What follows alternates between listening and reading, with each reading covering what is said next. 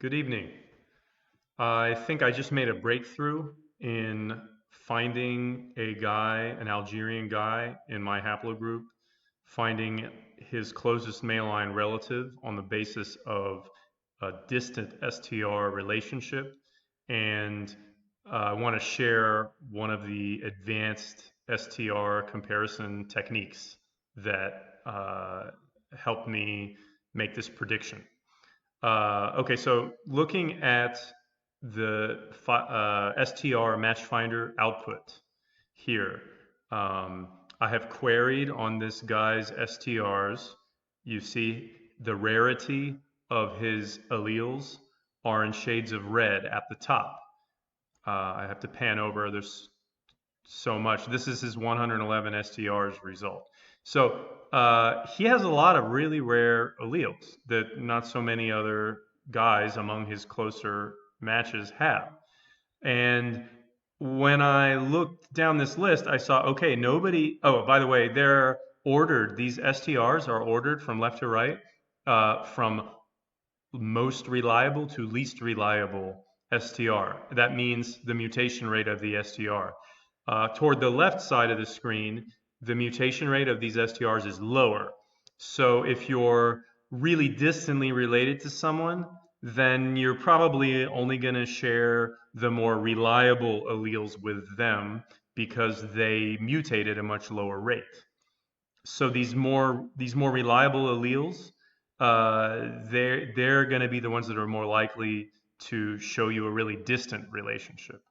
Uh, if you're really distantly related to someone, you're not going to match up with him on the STRs that are much more unstable because they will have mutated up and down and up and down, and they're just not going to match up, probabilistically speaking. So anyway, we're looking at this guy's STRs, and below him, his STR matches are ranked. Now notice at the very bottom of the screen, I have highlighted this one match with little gold circles. It's not that easy to see actually, but anyway, it's at the very bottom. This DYS 643 rare allele he shares with him. That's a really rare one. And then he shares a couple of other alleles that aren't quite as rare as that. Now, just looking at this visual output that indicates the rarity of the alleles that this man shares with other guys, potential relatives, just looking at this visual output, it's not a slam dunk case that, yeah, I'm extremely confident that this guy at the bottom here, who is interestingly from Algeria, it's not a slam dunk looking at this that this guy's really going to be related to him. But there's another interesting thing about this guy. The interesting thing about the guy that I searched on is he has a 0 for one of his STRs. His DYS 460 is a 0. Most people in JL 283 have an 11. Some people have a 12 or a 10. What's really compelling about this Algerian guy that looked like maybe he could be related on the basis of sharing some rare alleles, but it didn't look like a slam dunk by any means. I checked out his DYS 460 allele. He has 13.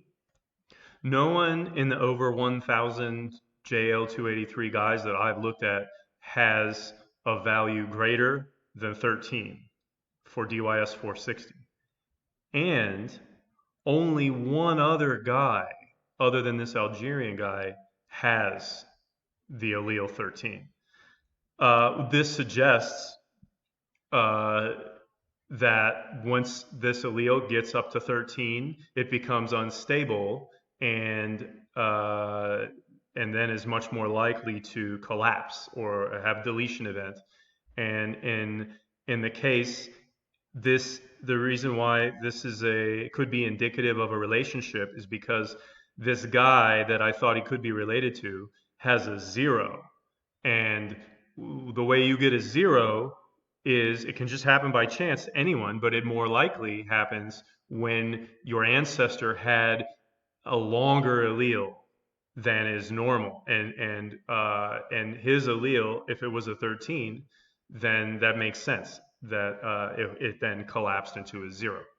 We'll only know for sure if this guy does a SNP test. So I hope that we will get to the bottom of it. I can just give another example showing this in practice. There are guys in my haplogroup more closely related to me that all descend from a guy who lived in southwest Germany, probably in the northeastern part of Baden-Württemberg. And all these guys have DYS 385. Their ancestor had DYS 385 is 1019. Now this 19, to have a 19 in DYS 385 is pretty high. This is getting toward the unstable range.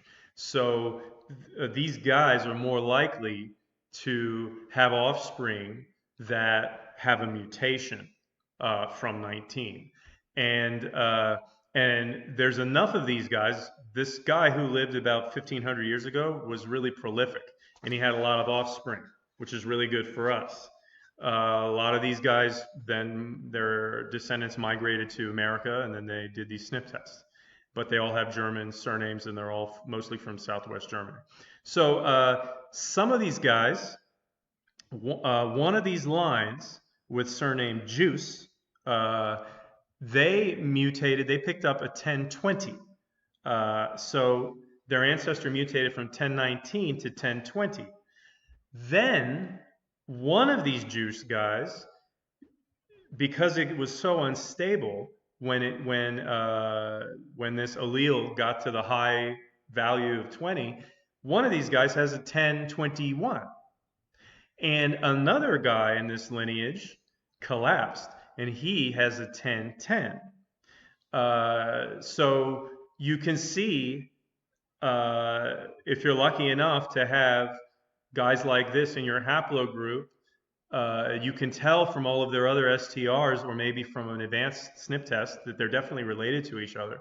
But you can see this behavior that when alleles get longer, they reach a point where the mutation rate becomes higher and higher, and eventually the chance that they collapse or have a deletion event becomes higher. And these deletions are really useful for STR comparisons, because if you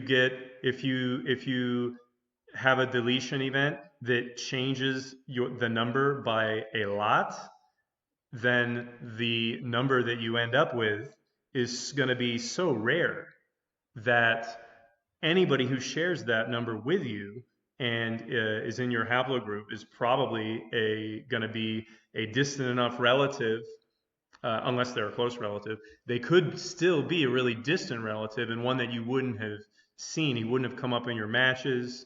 You would have had no idea unless you really looked hard at these STRs and you see he has this deletion event with you, and it can point back to a common ancestry from thousands of years ago. That's how we break bottlenecks.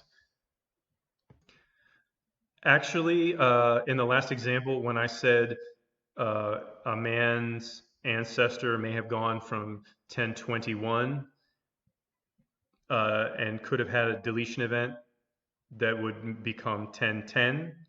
That's possible. That's one explanation. Another explanation is that the 10 copied itself over and overwrote the 21 value.